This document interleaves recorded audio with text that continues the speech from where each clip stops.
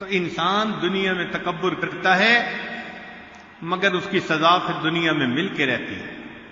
اس لیے فرمایا کہ گناہ اتنا کرو جتنا تم میں عذاب سہنے کی طاقت ہے. حضرت مفتی محمد شفیع رحمۃ اللہ علیہ فرمایا کرتے تھے کہ تم جتنا چاہو گناہ کرو، اگر اللہ تعالی نے تمہاری اسی زندگی کو جہنم کا نمونہ نہ بنا دیا تو میرا نام بدل دیتا.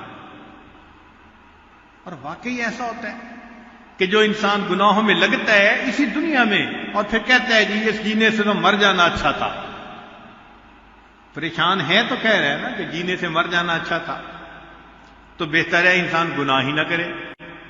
تو یہ 5 باتیں تھیں جو حضرت حاجی امداد اللہ مہاجر مکی رحمت اللہ علیہ کے کمرے میں انہوں نے لکھ کر لگائی ہوئی تھیں.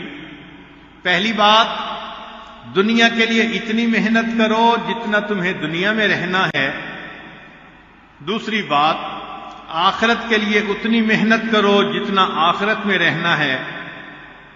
اور تیسرا، اللہ کی رضا کے لیے اتنی محنت کرو جتنا تم اس کے محتاج ہو. اور چوتھی بات، صرف اسی سے مانگو جو کسی کا محتاج نہیں. اور 5ویں بات کہ گناہ اتنا کرو جتنا تم میں عذاب سہنے کی طاقت ہے. اور ہم میں تو بالکل ہی طاقت نہیں عذاب سہنے کی. لہذا آج کی اس مجلس میں ہم اللہ رب العزت کے حضور یہ فریاد کرتے ہیں کہ اے کریم آقا، ہم پر رحمت کی نظر فرما دیجئے، ہمیں گناہوں کی ذلت سے بچا دیجئے. ہم تو دنیا میں 2 بندوں کے سامنے کی ذلت برداشت نہیں کر سکتے، کل قیامت کے دن ساری مخلوق کے سامنے کی ذلت کیسے برداشت کریں گے؟ اسی لیے تو علامہ اقبال نے ایک شعر کہا تھا، تو غنی از ہر 2 عالم من فقیر. اللہ تو 2 عالم سے غنی ہے، میں فقیر ہوں، روز محشر عذرہا اے من پذیر. اللہ قیامت کے دن میرے عذروں کو قبول کر لیجئے گا. گر تمہیں بینی حسابم ناگزیر.